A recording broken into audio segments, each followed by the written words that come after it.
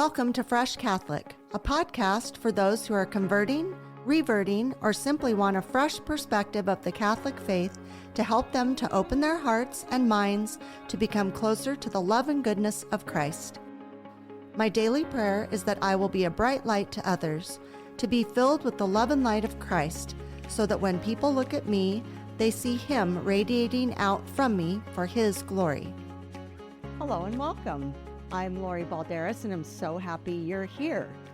Well, I'm by myself again. I have been so blessed with so many guests, and I am just so happy that everybody keeps reaching out to me, and I really enjoy having my guests. But every now and then I need to be by myself, and that way I can kind of talk about some things that I want to talk about. And so first of all, I just want to say that we do have more guests coming up. And also I'm thinking we'll probably do something regarding Advent and Christmas coming up, because can you believe it's that time of year already? So we will have some other guests. And I also want to take this opportunity for part of this episode, not the whole thing, but part of it, to kind of give an update on the future of Fresh Catholic, the future of Simon and Lori Balderas, and what we're going to be doing. And so I think I'm going to entitle this episode Leap of Faith, because sometimes that's what we have to do, is make a leap of faith. And that's not an easy thing to do. I can promise you that. And for those of you who have been listening at all to this podcast, I'm a very particular type of person. One of the things I talk about a lot on this podcast is that I like safety. I like security. I like things in order. I like to know what's coming down the path. And, you know, I've learned, now that I'm 60, I've learned that that's not really realistic, and that's not really how life goes. I mean, I think that sometimes we can make plans, have goals. I think all those things are really good, but I do know that we also have to learn that we don't always get our way. We don't always have a clear plan of what's going to happen, because we are humans. Things come up. There are people that get sick or hurt, or, you know, you lose a job, or different factors come into things.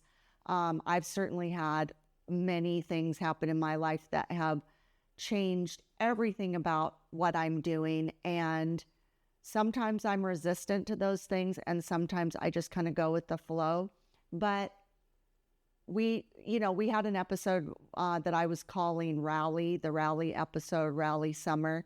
And, you know, we do have to learn to like pivot or bounce back or shift our thought process, change our goals sometimes. And that's what I've learned over, you know, my lifetime, is I'll think I'm going down a certain path, and my accident happened. That certainly changed my life. I'm going down a certain path, and my husband decides, you know, to leave after 25 years, not Simon, but the father of my children. So I really have always had to kind of like, you know, just go down a different path and see where that takes me. So if you have been listening, you know that around a year ago, Simon and I were making a few plans. We were making a plan to go to Italy on a pilgrimage with Trinity Tour Travels and Father Matthew Miguel. And we were excited about that, and planning that, and hopeful about that, and praying about it. And ultimately that trip it got canceled. We didn't get enough people signed up. And so, you know, I was disappointed, and I cried, and I felt bad about that for a while. But, you know, ultimately it obviously wasn't the right time, and God didn't want that. That wasn't the plan. And so, you know, at this point now, I'm fine with that. I'm sad that I wasn't able to go, but I'm okay. And then also a year ago, Simon and I had decided we were going to go on like a missionary trip around the United States and just kind of like take like 2 to 4 years to do that even. And we were going to buy a fifth wheel and we were just going to take off and do Fresh Catholic on the road and go visit churches and do a documentary and interview people. And we were excited about that. And we were making plans for that.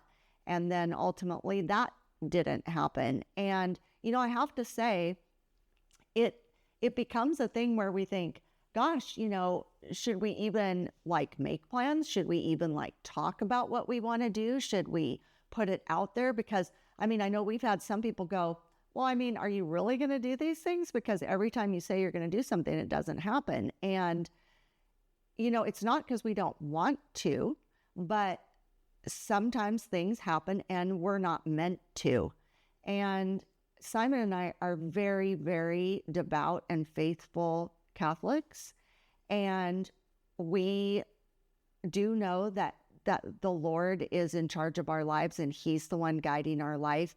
And it's kind of interesting because today, the gospel reading was, where Jesus is saying, ask and you will, it will be given to you. Seek and you will find. Knock on the door and it will be opened for you. And I was just sitting in Mass and I was thinking, we should be making plans. We should be asking God. We should be praying for things. We should be like trying to discern things. That's what he wants us to do. He says it right there. But it really struck me that just because we want something doesn't mean it's what we need.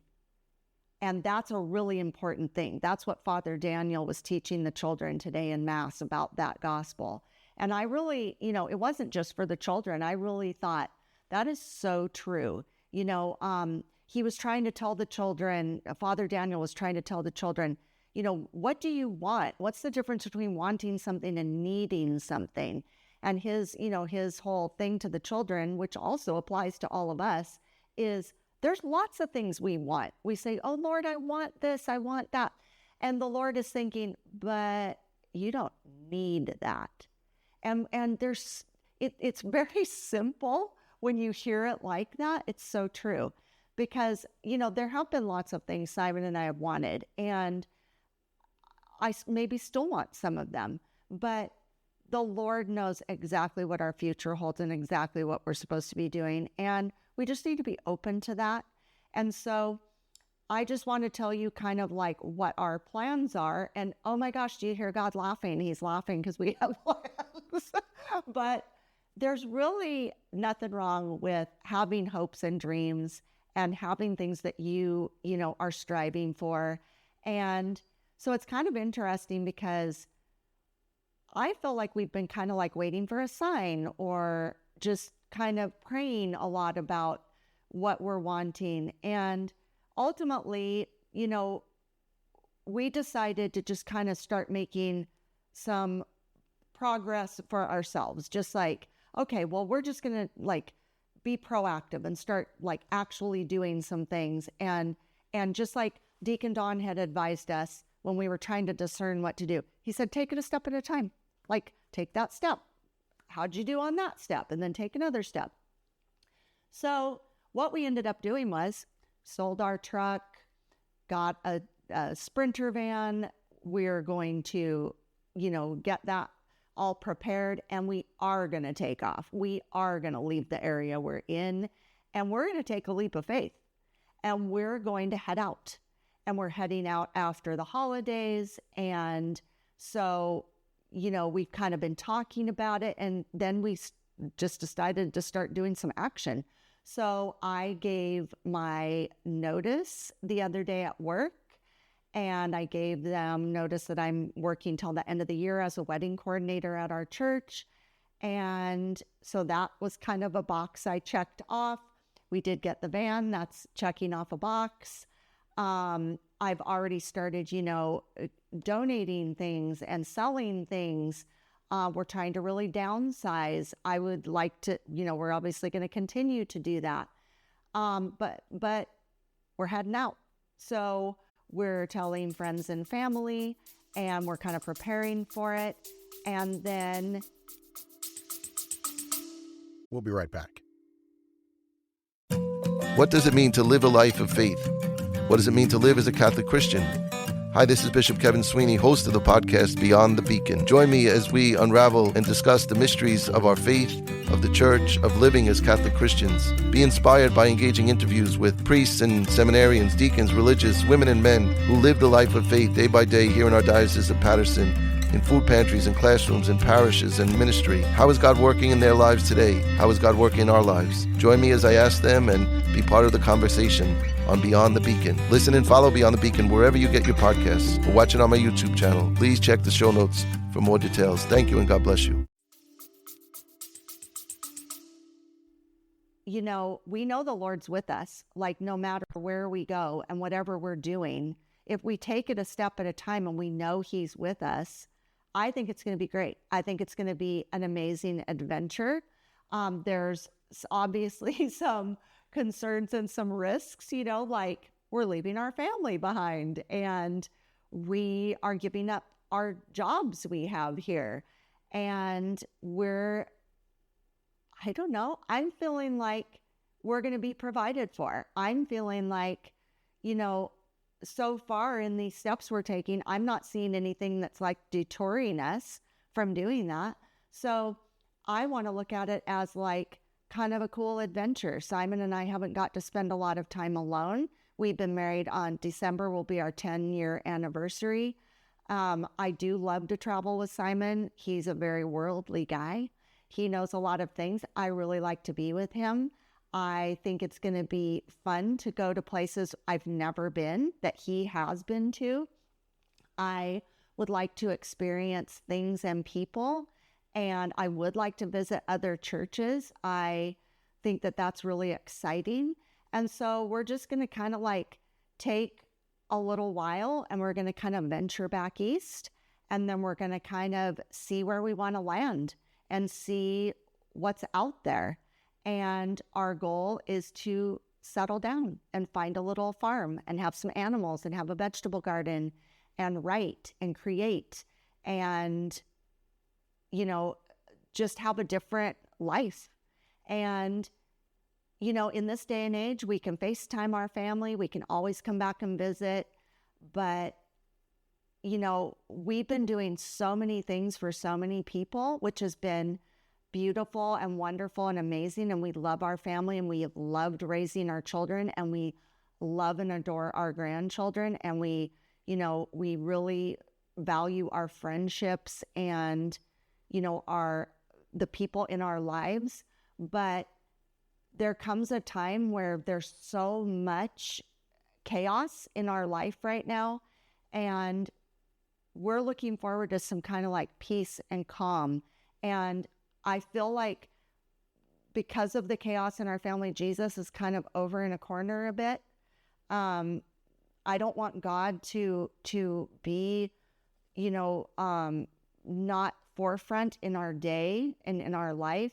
So I'm hoping that this time of kind of like figuring out what we want to do next is going to bring us closer to the Lord, rely on Him a lot for our needs and guide us to see where He's taking us and what that might look like. You know, I really would like to, you know, I told Simon, I really need a home. I need a place that I can call home, that I feel safe and secure, that it's like our own space, that we feel comfortable and, like I say, calm and peaceful in. So I will just ask that you will all pray for us. And it doesn't mean Fresh Catholic is ending. It might look a little different, literally and figuratively. But I want to continue this ministry. I have been so excited to see where it's going. And we're really picking up some ground here. And you know, the fact that people are listening and watching, people are going to OCIA, you know, they're signing up for that. People are coming back to the church. I'm not saying it's all because of Fresh Catholic, But when we all do something to build up the kingdom, this happens to be what I and Simon are able to do. Anything that can draw people to the Lord, back to the Lord, can, anything that can resonate with people. You never know what's going to resonate.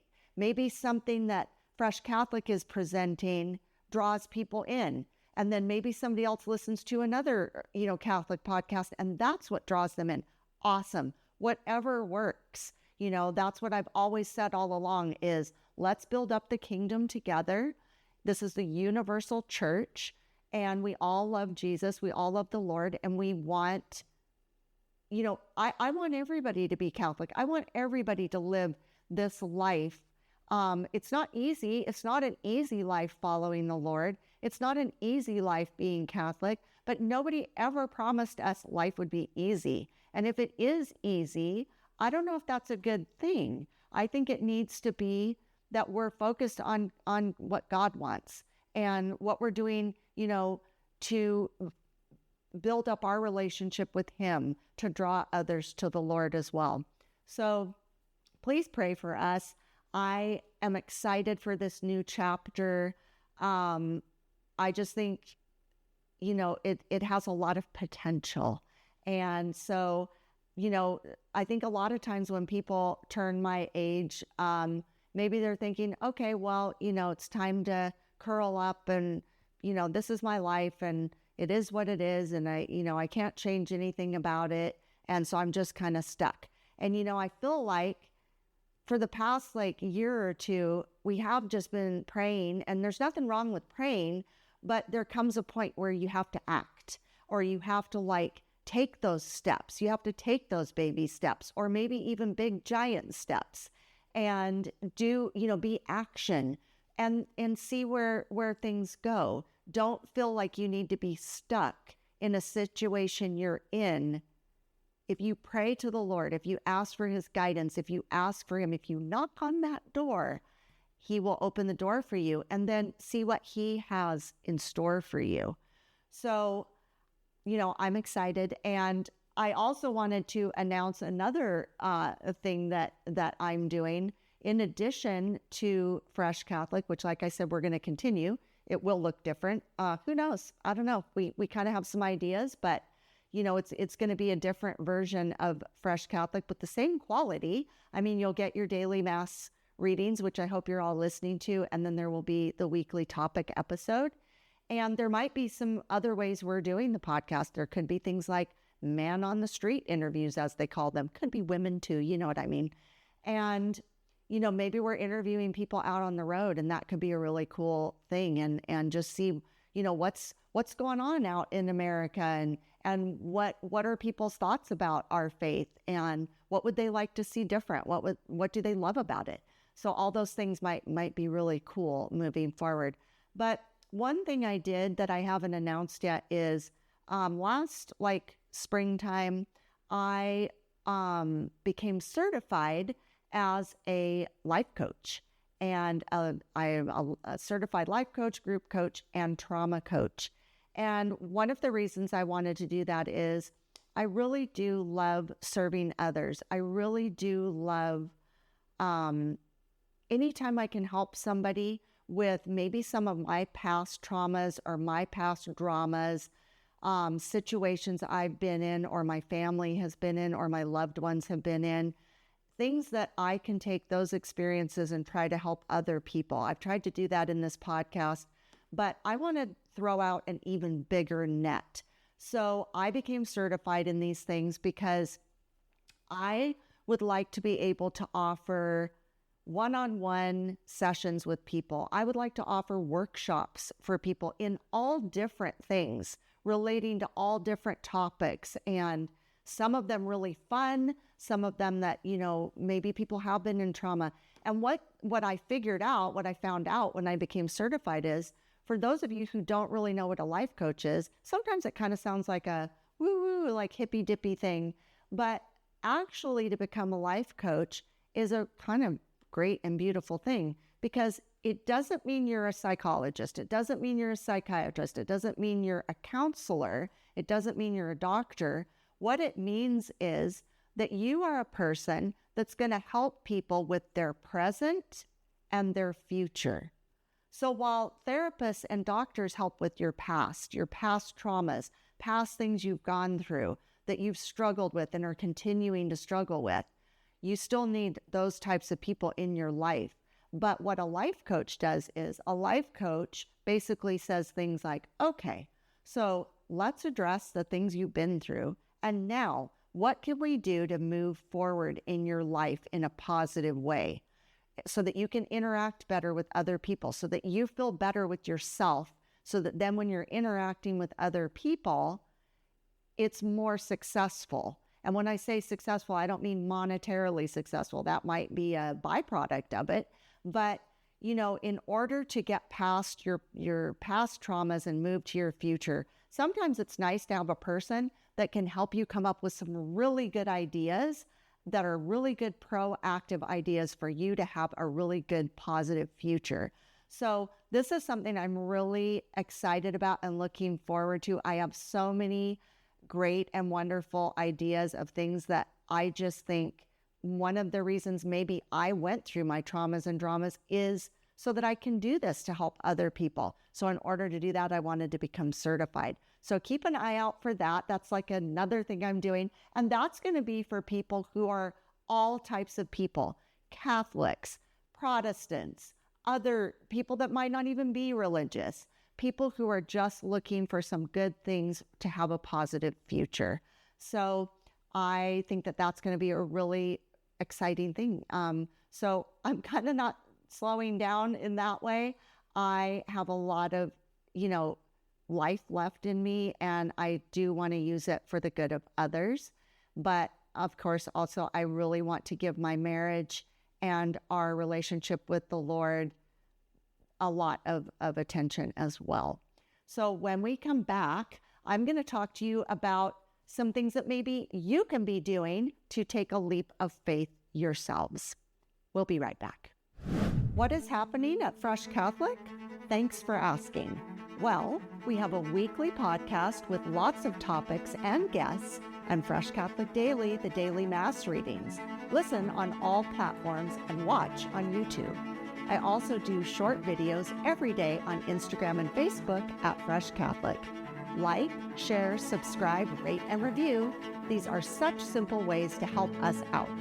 The other ways you can support our mission of drawing people to the faith or back to the faith are by becoming a Patreon or sponsor. Also simple, but so needed. Our website, freshcatholic.com, has an online store with merchandise, a blog, comics, and Fresh Catholic courses with educator Charles Merritt, with the Hail Mary, the Our Father, the Virtues, the Ascension, the Magi, the Visitation, the Ten Commandments, Sacraments and Grace, Sin, Advent, Angels, Lent, Typology, and even some Bible study courses. Wow, that's a lot. Please share all of this with everyone you know and join the Fresh Catholic family. And remember, be focused, be faithful, and be fresh. Oh, wait, one more thing. Our Typology series by educator Charles Merritt is feeling very unloved.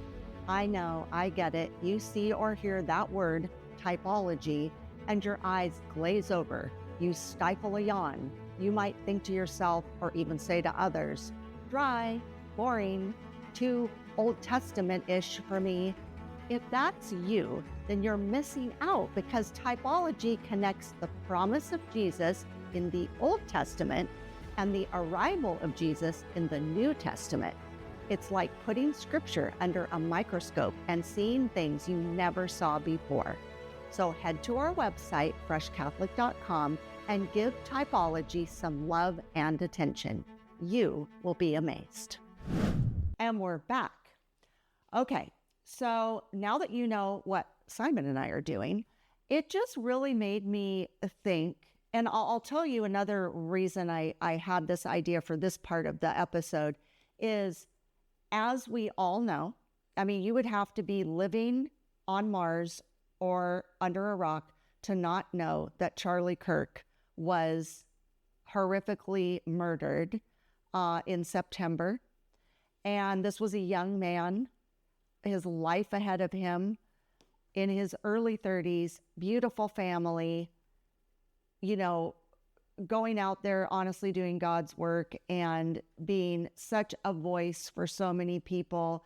And, there's a lot of controversy about Charlie Kirk, and I'm not going to get into that today.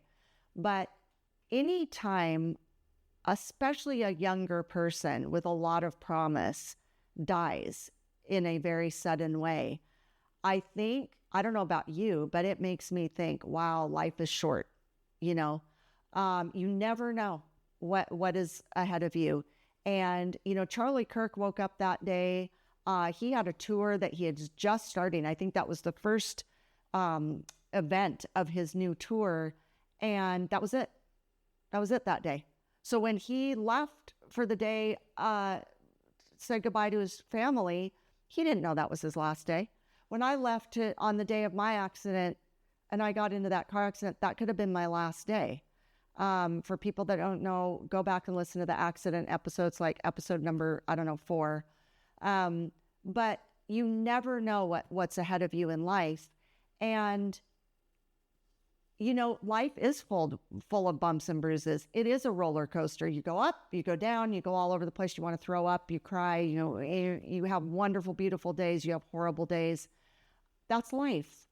And then as you're going towards, you're getting older and God willing, you're going to live a long life, but it does make you think as you go along through your life, like you go through these different phases and you kind of make it through a decade and you think, all right, awesome. I made it through my 20s and my 30s and so on. And, when you do get older, you realize you don't know how much time you have left. And, there's all different ways you can look at that. You can say, okay, well, I've led a really good life. I really like where I'm living now, figuratively and literally. I love my house. I'm enjoying my life. I'm getting to spend time with friends and family. My health is great. I'm involved in lots of activities. And what a beautiful way to live. But then you have to remember there's people out there that are struggling, or maybe they're living their life and they're really unhappy, or they're really dissatisfied, or their health isn't good, or their family isn't doing well, or their marriage is on the rocks, or they hate their job, or they don't have any money. Like, all those things are very, very real things. And in one way or another, I've kind of been through a lot of those things. And sometimes, again, like we've said, sometimes you have a choice in things. Sometimes you don't. Sometimes God has a different plan for you. And you're thinking, wait a second, I wasn't counting on this to happen. What am I going to do now? Well, if you have faith, then you're going to say, I'm going to be fine because God's going to lead me to the next thing. But I have to tell you, this is where people have a struggle sometimes, because they'll, like when you think about like when Charlie Kirk was killed, I'm sure his wife was thinking, okay, now what? Now what are we going to do? Of course she's grieving her husband. I'm not saying she's just like automatically going, okay, well, now what about me? What about me and my kids? I'm not saying that, but what I'm saying is I'm sure she had a moment where she thought, okay, now what? And we know she's a very faithful person. I don't think there's anybody questioning her faith. I know when my husband left me after 25 years, I thought, okay, I wasn't planning on that. Now what? And at the time I was faithful, not as faithful as I am now, but I trusted the Lord and he got me through it. And boy, there were times where I thought, are you there? Are you there, Lord? Because I am down to $22 in the bank. I don't know what I'm going to do. I don't even have a job. What am I going to do? But he provided. He provided for me. I remember just knowing enough to say, Lord, help me. I think that's all I knew to say. And sure enough, he did. But, when you get to later in life, and let's say your kids now have all moved out. They've all gone off to school, or they've gotten married and they moved out, and you have that empty nest. And then it's you and your husband or you and your wife. And you're going, okay, well, now what do we do? Well, I don't know if y'all realize this, but there's a lot of people out there that then that's the end of their marriage. That's the end. They're like, oh, well, we were here for the children and we raised the children and we have not been nurturing our relationship. So now we're sitting here looking at each other and going, well, I don't even know if I even like you anymore. I haven't been spending any time with you. I don't even really know who you are today. I know I married you a really long time ago. And back then we were attracted to each other and we had a lot in common and we had our children in common, but now they're gone. And now what? And they kind of like go off to their own corners. They're kind of miserable. They're not really living a life. They're living separate. Now, out in the secular world, out in other parts of the, religious spectrum, a lot of people just go, okay, well, we're done. So we're going to get divorced and I'm going to divorce my wife. I'm going to go off to Tahiti. I'm going to divorce my husband and I'm going to go, off to, I don't know what people do. But in our faith, we are married till death do us part. And we need to really nurture our relationships. And it's never too late to do that. It's never too late to do that. So even if you haven't been nurturing your relationship all along, even if you've been putting your whole focus on your children, which is fine as long as you're not neglecting your spouse. But now, if you haven't been doing that, now's the time. Regroup. Sit down and say, what do you want to do? I don't know. What do you want to do? What are your favorite things? Get to know each other. Get to know each other again. Try to rekindle some things. Yeah, of course, you're older. Okay. He might not look like Robert Redford anymore. She might not look like, I don't know. I don't even know who to say. Who's the most beautiful woman I can come up with? I don't know. Maybe they don't look like they did when they were younger. It's not about that. It's about that you're different people now. There's still those core people the core person you married. But now let's reconnect. Let's figure out some things we like to do. You have all this time on your hands now. You don't have to be taking care of the children anymore. You can kind of go out and do some things together. Now, another mistake people make, they decide, oh, the kids are gone, so the women go off and do their thing. The men go off and do their thing. That's great, but then you got to come back. You got to come back and do things as a couple. Don't give up. Don't get into that rut. A lot of people get I'll tell you why I'm bringing this up, because I gave a lot of attention to my children when I was married to their father. And I thought I was doing the right thing. I was giving 100% of my attention to them. I expected him to do that too. And then what ends up happening is we kind of drifted apart. We became different people than the people we were when we got together.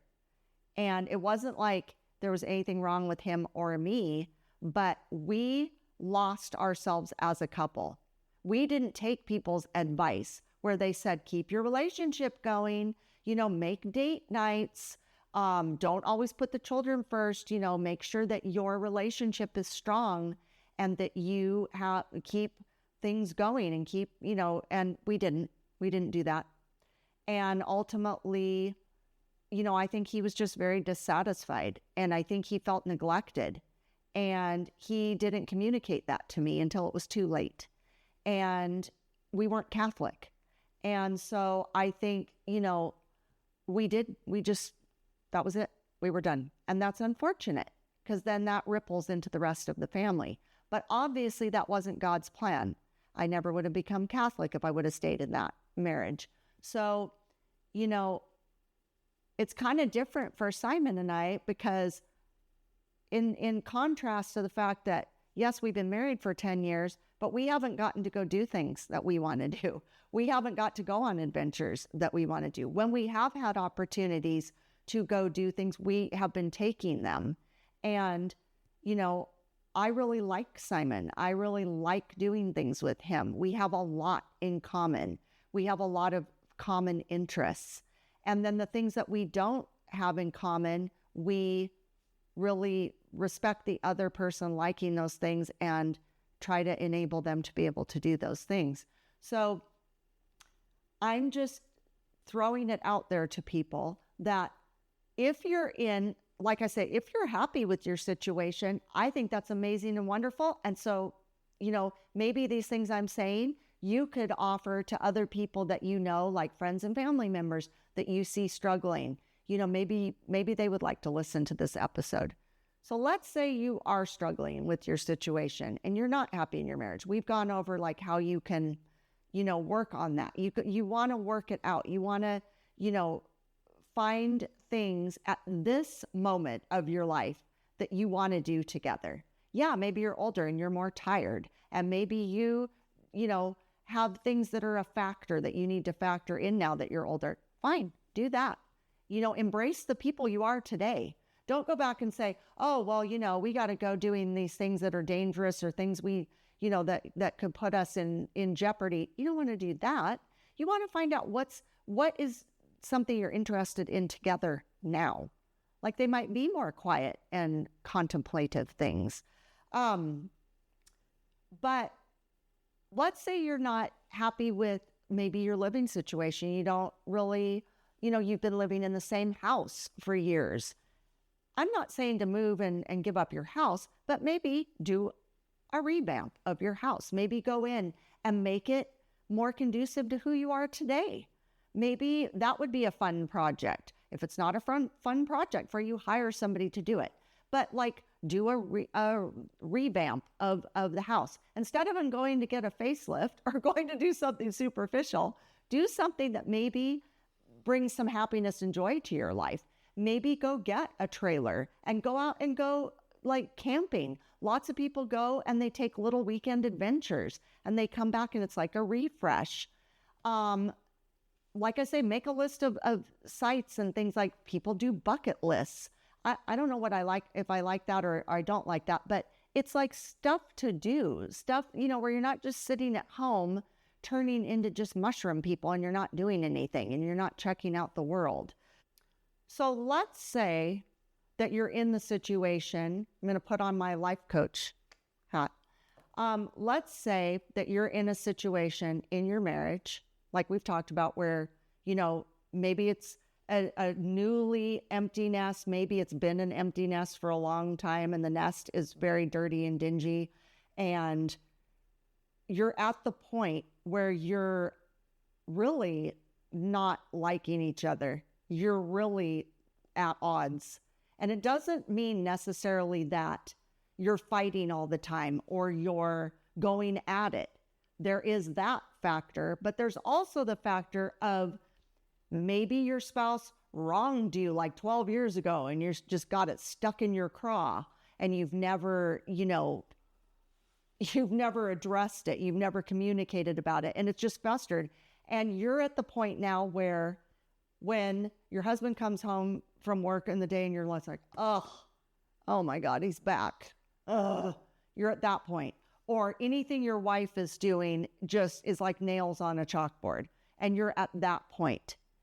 And you're thinking, well, this is just miserable. And this is going to be the rest of my life now that I'm stuck with this person. Is it the end?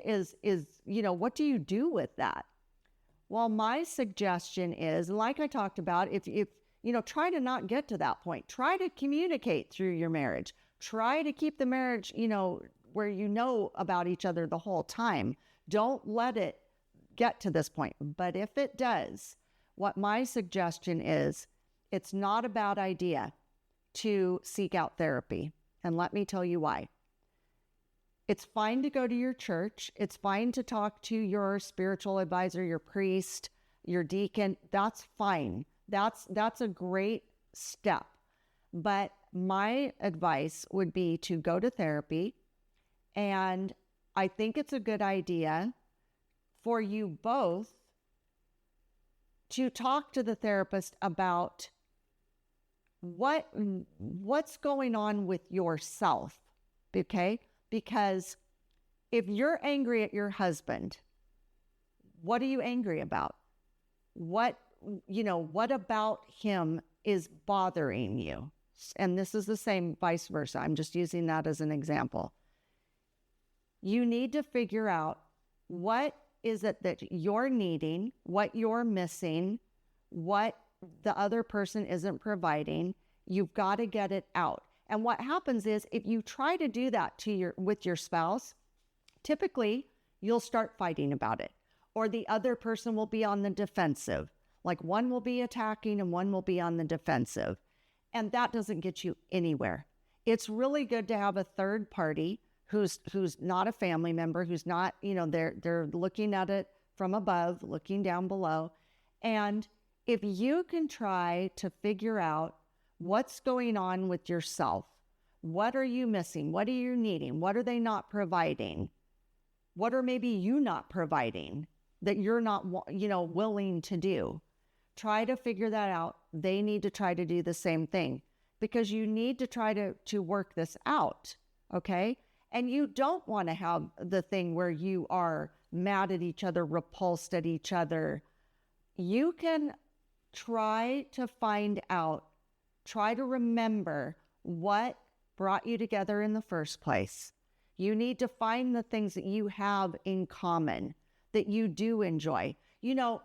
There's a lot of things when you're in a life, and let's use this analogy. Life is rough. So there's lots of slices in life, and you're bleeding and you're trying to patch up that one, and then another thing happens. You have all these Band-Aids. What ends up happening is you get scars.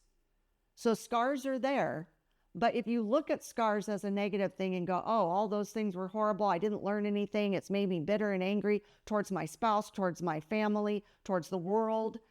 If you can look at those scars and say, wow, so we made it through that one. We made it through that rough patch. I have a scar, but we made it through, and it was rough. And then there was the next thing, we made it through. Now, sometimes you have to realize you've both gone through things. You've been married all this time. Typically, you're not going through things by yourself. It's like when there's a thing that's hurt or damaged the marriage or the family or whatever, you've gone through it together. But this is why I'm advising you. Try to communicate throughout your marriage. Try to, not let it get to this point. But if it does, you need to, if you can't calmly sit down together and say, listen, I love you, but I'm struggling right now. I'm struggling. I don't like it when you come home and you've been drinking. I don't like that. That hurts me. I would like to figure out why you're doing that.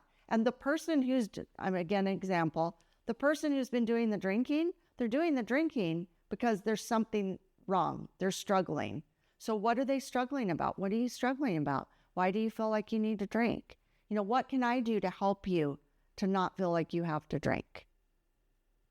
Let's say the woman is going out with her friends all the time and the man's home alone all the time. And he's like, she comes home and he's bitter. She's out having the time of her life with her friends. She comes home and she's like, ugh, I have to be here with you now. I would say to her, well, why do you feel the need to go out with your friends? I would like to do things with you. Can we try to find some things that we can do together? And you can still go out with your friends, but you got to try to work through this. And sometimes it's good when you have a therapist who can be the third party that kind of like guides you through that, helps you to work on yourself so that you can be the best spouse you can be for your husband or your wife. What are your husbands and wives' needs? Do the love languages. That's a really good way to figure out what can you do to help your husband and wife. But you do have to work on yourself. You have to heal yourself, heal your wounds. Don't hold stuff in. You don't have to come at them and attack them and say, 12 years ago when you did X, Y, and Z, you can bring that up, but hey, it's kind of your fault that you didn't bring it up 12 years ago. Give yourself some responsibility too, and try to figure out what you can do to work through this. Maybe get a therapist. Maybe, after or during your therapy, you can seek out a life coach. Give me a call. And then we try to figure out how you can work on things together. Again, having a neutral party. I met with a couple a few months ago, and the woman had all these gripes about her husband. And I really resonated with the husband. And I said, he wasn't there, so I wasn't siding with him, but I just said to her, I wonder if he's doing these things because of these reasons. And at the end of our session, she said, oh, well, I never thought of what he was thinking. I only thought about what I was thinking. And I said, well, I think he's feeling neglected. I think he's feeling very unimportant. And I think if you were to give him some of your time, that he would feel better and he wouldn't act out. And so sometimes you just need another person who comes in and just maybe gives you some advice. And ultimately, the goal should be that you work this out and you find how you can move on the rest of your life together. We're humans and we are going to kind of go at it at times, but you fell in love in the first place. You have a family, God willing. And even if you don't, you have each other. You don't want to be alone the rest of your life. You want to try to work this out. And you don't want to be angry. You don't want to be sad. And you don't want to just throw up your hands and say, well, this is just my life and I just have to put up with their shenanigans. You don't. You don't. Try to work through it. That's my advice. Do like a little inventory and say, what in my life is unsatisfactory? Kind of make a list and go, I don't necessarily like this. Don't just go, I hate it. It's awful. Don't complain. Don't complain to your spouse. Don't make it their fault. Like, well, you make me live here and you make me do that. Don't do that. What is unsatisfactory? And then decide what you can do to change it. What are the things like I'm saying, what can you change about your life? There's lots that you are empowered to do. You can pray about things, but there's things where it's like, if you're not happy with the way you look, don't do something drastic. Just do something that might give you a little perk. How can you actively get started? Like make a list and say, okay, well, we can do this about the house. We can do this about, maybe you need to start walking together so that you're getting more exercise and you'll feel better. I don't know. What is holding you back from these things? Is it money? Is it that you don't want to give time and effort to, doing these things together? Like, hey, let's do a project together. Let's start a garden together. Let's go to the gym together. Let's, maybe, I don't know, put in a swimming pool and we'll swim more. I don't know, do things with your family more. Come up with some things. You're the only thing holding you back, honestly. Not everything has to cost money. Some things can be very nominal. Simon and I don't have a lot of extra money, so we try to be very creative with what we're doing. So, maybe it's where you just want to have a movie night, or you come up with some series on TV that you want to watch together. What are some things you've been waiting to do? Lots of people wait until their kids are gone. But then they're like, oh, we forgot what we wanted to do. What are some things you've been wanting to do? Now's your moment. Now's your moment. The other things I got to thinking about, especially after Charlie Kirk, and like I said, where you don't always know when your last day is, things to kind of contemplate also. What do you do with the life you're given? Do you really use it to your full potential, to your full, do you take the gifts God has given you and actually help others with your gifts? Or do you just hoard them for yourselves? You don't want to do that. We all have something God has given us, if not more than one thing that we can do to help ourselves and others. How can you make those things the most valuable? Like I say, instead of, let's say you are a really good cook and you wouldn't want to just be a good cook and not share that with others. Of course you can make people a meal, but what if you were to teach other people how to cook? Do you realize there's a lot of people out there that don't know how to cook? I can't even imagine this. It's a whole new generation, I can tell you that. But what if you were able to teach a class so that people, not of all ages, can learn how to cook? That is so much more healthy for people's families, and it's so much more economical. So maybe that's a thing you can do. I know that there's a lot of people out there I know a lot of older gentlemen. I don't mean to be sexist about it, but my personal opinion is I know a lot of older gentlemen that really know how to do a lot of handiwork around the house. They should maybe teach younger people, not just men, teach younger people how to tinker around the house. We have to keep these things going for the next generation. You know, I don't know if you're all aware of this, but there's a lot of people out there that don't know how to do a lot of things. And things that we were taught, like our grandparents taught our parents taught us, we've taught our children. Got to keep it going. We have to keep things going like that. We need to stop wasting time. We're wasting a lot of time. We're wasting a lot of time on our phones. We're wasting a lot of time consuming kind of silly, stupid things. And what's consequently happening is our brains are turning to mush. People aren't sitting down and reading books.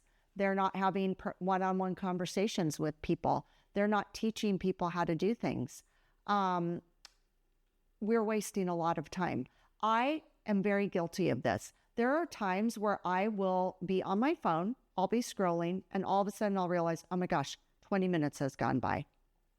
That's a waste of time. Sometimes it's entertaining, sometimes it's good. You just have to have something that you can kind of zone out about. But we're wasting a lot of time, and time is precious. It's so precious. We shouldn't be having a lot of regrets. Regrets are rough. So try to live your life where you don't do things that you're going to regret. And a lot of those have to do with mistakes, broken relationships. If you have broken relationships, if you have regrets, try to go remedy those. Try to go make them better. Try to work through things. You might not work through them, but maybe try to talk through some things. See where everybody is standing. Vent some things out. And then try to rekindle relationships. Try to patch up, problems and things like that. We need to really work on that. And sometimes we're the ones that have to make the first step because a lot of people won't do it. And let's say you go and you try and people just don't accept what you're saying. They don't want to change. They don't, they might accept your apology, but they're not going to apologize and they're just going to continue their life the way it is. At least you've tried. And then you can kind of, wish them the best, pray for them, and let God handle it from there. But we need to not have a lot of regrets. So let's be mindful about that. One thing that I think is super important is to have quality over quantity. I'm saying this because it's been an ongoing thing for the past few years that we're trying to downsize what we're doing. And we got to get rid of some things. We need quality. I would rather have less things and have them be more important things, more quality things than a lot of stuff. And I think there's a lot of people out there. I used to be one of them. The more stuff I had, I thought that was a sign of success. I thought that was a sign of, that I had I don't know what I thought, that I guess everybody would think I was awesome because I had so much stuff. It's now ultimately become an albatross and it's a problem. And we're going to be getting rid of a lot of things, and I'm looking forward to having more quality, less quantity. And there's a lot of people out there that need things, that need the things that you have. You don't need 12 of something, you can give it away. I think it's a problem that people are seeking so much worldly recognition and riches, where's that going to get you? How much stuff do you actually need? How rich do you actually need to be? Maybe you should give up some of your things and your money and donate it to people who are desperately in need, because that could that could change somebody's whole life for the better. And, nothing wrong with having things, nothing wrong with working hard for things and having things to make your life easier and beautiful and wonderful. But you really only need so much, A lot of people are putting so much emphasis and effort into harming others these days. What is that all about? They're harming themselves and others. We don't need to be doing that. Let's love each other. Let's let's like recognize other people's differences. Let's try to, I don't know, I think the violence and the hostility and the anger out there, that really needs to come to a stop. And as older people, try to be the one that's teaching the younger people that that's not the answer. They don't always get their way. All of us, not just younger people, we all don't always get our way. But violence isn't the answer. Being a vigilante isn't the answer. We need order. We need people to, call the shots. We need to corral people we need to be loving and kind to people. And violence is not the answer. It's just not. So try to teach your children and your grandchildren to handle things in a different way. And we have to teach them that, actions speak louder than words. So teach them that, And what I want to say kind of in closing is virtues are important. We need to strive to have, really strong virtues.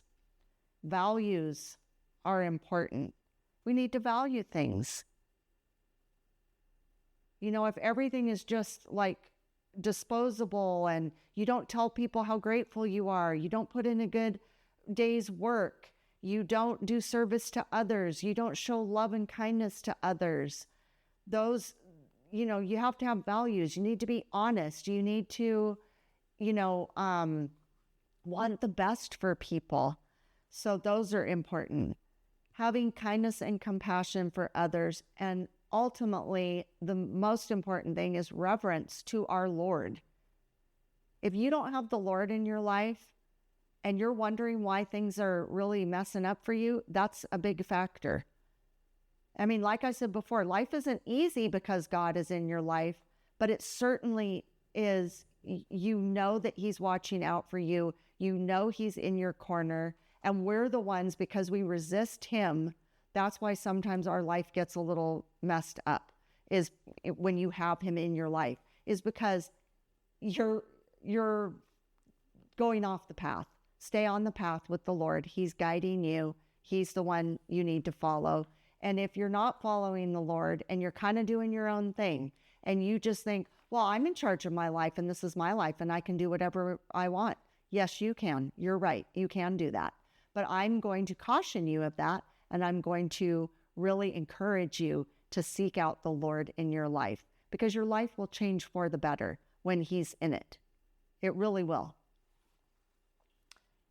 And I think you should really consider leaving a legacy.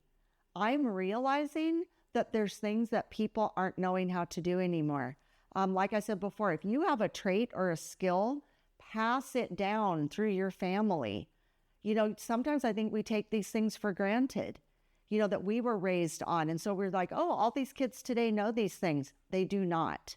And so that's because I think we failed them. So if you're a grandparent, if you're a parent, teach them the things that you grew up on, that you loved, and give a legacy to your family. You have traits in your family, the different things, that are things about your family that only your family has. Those are beautiful. Like, try to express those to your family. Like, grandpa used to have this and grandma used to have this, and this is where you get this from, and this is why you look the way you do. Those are traits. Skills.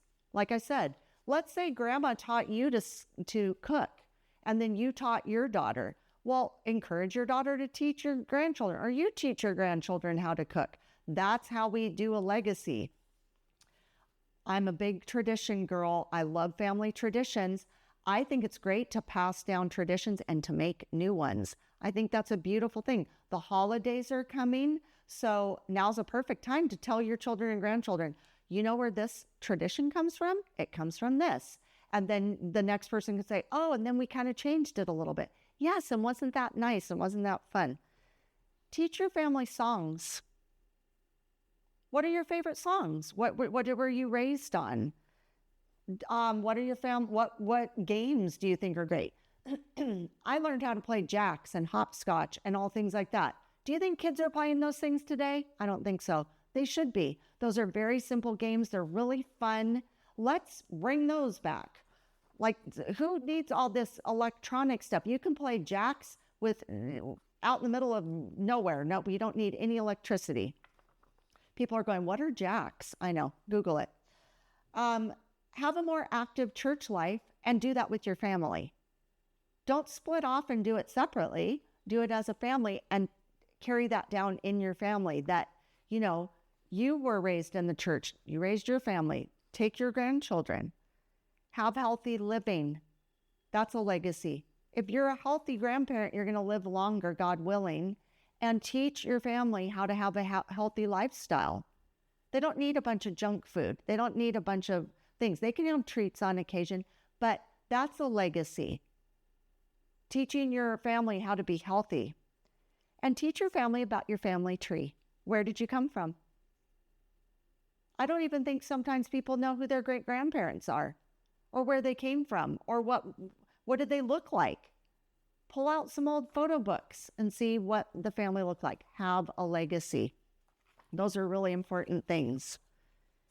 And last but not least, it's never too late to change your life. If you don't like your life now and you're 20, change your life. 30, 40, 50, 60, 70, 80. You can change your life.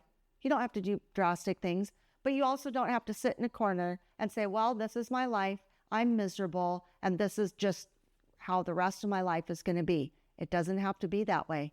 Pray to the Lord, ask for his guidance, and let God's will be done. And with that, I hope you've enjoyed this episode.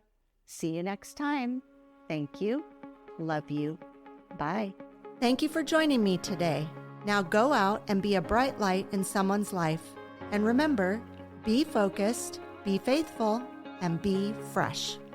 Fresh Catholic is produced, edited, and recorded in Ventura, California.